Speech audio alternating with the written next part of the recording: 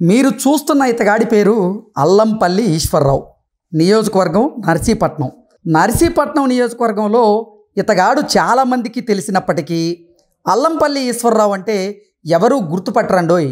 దానికి కారణం లేకపోలేదు. ఇతగాడిని ఆ నియోజకవర్గ ప్రజలు ముద్దుగా బూతుల ఈశ్వర్రావుగా పిలుస్తూ ఉంటారు. అసలు ఇతగాడిని ఆ నియోజకవర్గ ప్రజలు ఎందుకు బూతుల ఈశ్వర్రావుగా పిలుస్తారో ఈ వీడియో ఒకసారి మీరు చూసేయండి. బచ్చా లుచ్చా నీచ్ కమీనే బద్మాస్ బచ్చా బొచ్చిగే బోగ్గే. ఇతడిని బూతుల ఈశ్వర్రావు అని ఎందుకు పిలుస్తారో మీకు ఈ పాటికే అర్థమై ఉంటుంది. నర్సీపట్నం మాజీ ఎమ్మెల్యే పెట్ల ఉమాశంకర గణేష్కు ఇతగాడు ముఖ్య అనుచరుడు. బూతునేతగా ఇమేజ్ దక్కించుకున్న గుడివాడ మాజీ ఎమ్మెల్యే కొడాలి నానిని జగన్మోహన్ రెడ్డి మంత్రి పదవి ఇచ్చి ఎలా గౌరవించారో ఈ ఈశ్వర్రావు నోటిదోల నచ్చి నర్సీపట్నం టౌన్ ప్రెసిడెంట్ పదవిని అంటగట్టాడు ఉమాశంకర గణేష్.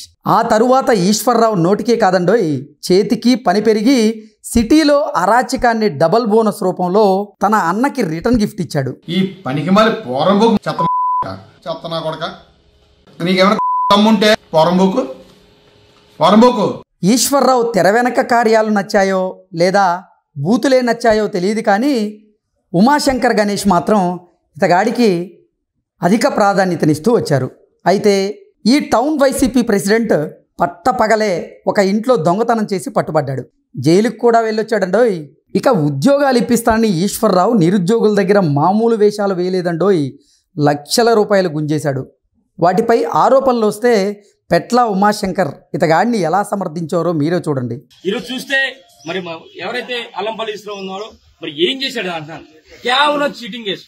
ఆయన ఏదో విధంగా ఇబ్బంది పెట్టాలి, మరి ప్రతి దానికి కూడా ఏసర్ పార్టీలో కేఎస్ఎల్ ఉంటున్నాడు, స్టేట్మెంట్లు ఇస్తున్నాడని చెప్పి ఏదో విధంగా ఇబ్బంది పెట్టాలని చెప్పి మరి నిన్నంతా కూడా మరి ఆయన పే ఒక చీటింగ్ కేసు. కేవలం ఏంటంటే ఆయన పార్టిసిపేషన్ ఎక్కువ ఉంది పార్టీలో. ఈ నోరు నొక్కియాలి, ఈ నోరు నొక్కితే టౌన్ లో ఎవడో మాట్లాడారు లేడుగా, ఈ నోరు నొక్కితే ఎవడో మాట్లాడడం ఉద్దేశం కేవలం ఆయన మీద దురుద్దేశంతో పెట్టింది తప్ప ఈ కేసులన్నీ కాదు. నాకు తెలిసి ఈ రోజు పెట్టిన కేసులు ఇలాంటి కేసులు నర్సీపట్నం టౌన్ లో సుమారు కొన్ని వందలు ఉన్నాయి. అయినప్పటికీ కూడా కేవలం ఈయన ఉద్దేశపూర్వకంగా చేస్తారు. రేపు రాబోయే రోజులు ఈ రోజు మా వాడిని ఇబ్బంది పెట్టి జైల్లో పెట్టినా సరే, అలాగే మన నియోజకవర్గంలో పార్టీ నాయకులందరూ కూడా ఇబ్బంది పెట్టినా సరే, రేపు రాబోయే రోజు అందరూ కూడా ఎదుర్కొనే సిద్ధంగా ఉందాం. ఇది ఈ ఇద్దరి వరుస. ఇలాంటి నేతలకి వారికి మద్దతిస్తున్న వారికి ఇప్పటికే నర్సీపట్నం ప్రజలు కర్రు కాల్చి వాతబెట్టారు. మరోసారి ఇలాంటి నేతలకు నర్సీపట్నంలో చోటు లేదని వెలిగెత్తి చాటారు. మరి ప్రజలు వేసిన లెంపకాయలకు వీరి తీరు మారుతోందా లేదా అనేది చర్చనీయాంశంగా మారింది. ఆ పార్టీ అధినేత జగన్ నేటికీ మారలేదు.